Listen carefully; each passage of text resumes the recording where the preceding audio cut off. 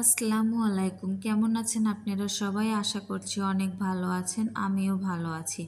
আজ আমি আপনাদেরকে তৈরি করে দেখাবো ফ্রেঞ্চ ফ্রাই রেসিপি। তো এই ফ্রেঞ্চ ফ্রাইটি কিন্তু অনেক সুন্দর মুচমুচে হয়েছে। ভিডিওটি অবশ্যই না টেনে শেষ পর্যন্ত দেখার অনুরোধ রইল। ভিডিওটি ভালো লাগলে প্লিজ একটা লাইক আর সাবস্ক্রাইব করে দেবেন। পাশে থাকা বেল বাটনটি প্রেস করে দেবেন, তাহলে নতুন ভিডিওটি ছাড়ার সঙ্গে সঙ্গে আপনারা নতুন নোটিফিকেশন পেয়ে যাবেন।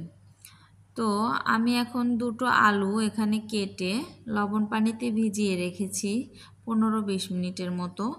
এখন এই আলুটা আমি খুব সুন্দর করে বারবার পানি চেঞ্জ করে পরিষ্কার করে ধুয়ে নেব। আমি আলুটি 3-4 বার ধুয়ে নিয়েছি পানি চেঞ্জ করে করে। 3-4 বার ধোয়ার কারণে আপনি যখন আলুটা ভাজবেন তখন কিন্তু আলুটা খুব মচমচে হবে, ফ্রেঞ্চ ফ্রাইটা খুব ভালো হবে। দেখতে পাচ্ছেন আমি ভিডিওটি কিন্তু কাটিনি, যাতে করে আপনারা ভালোভাবে দেখতে পারেন। আমি বারবার কিন্তু ধুয়ে নিয়েছি। এখন আমি একটু কড়াই বসিয়ে পানি দিয়ে দিয়েছি। পানিটা জাস্ট গরম হয়ে আসছে। আমি এই অবস্থায় আলুটা দিয়ে দেব। আলুটা দিয়ে কিন্তু খুব বেশি সময় সিদ্ধ করা যাবে না। আমি এটা 2-3 মিনিটের মতো একটু রেখে আমি উঠিয়ে নেব। দেখেন আমার বলক উঠে এসেছে। আমি কিন্তু এখন আলুগুলোকে উঠিয়ে নেব। দেখেন আমি আলুগুলো উঠিয়ে নিচ্ছি। আমি কিন্তু উঠিয়ে আবার ঠান্ডা পানির মধ্যে আলুটা দিয়ে দিলাম,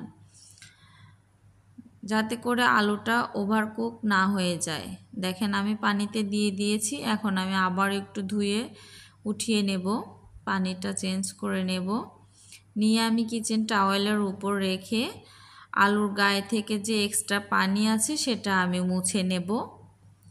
সুন্দর করে মুছে নিয়ে এটাকে আমি ফ্যানের বাতাসে রেখে দেব।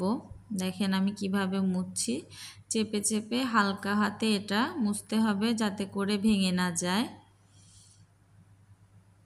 আমার আলুটা কিন্তু খুব বেশি সিদ্ধ হয়নি, খুবই পারফেক্ট হয়েছে। দেখেন আমি এখন এটা ফ্যানের বাতাসে রেখে দেব গায়ের পানিটা শুকিয়ে আসা পর্যন্ত।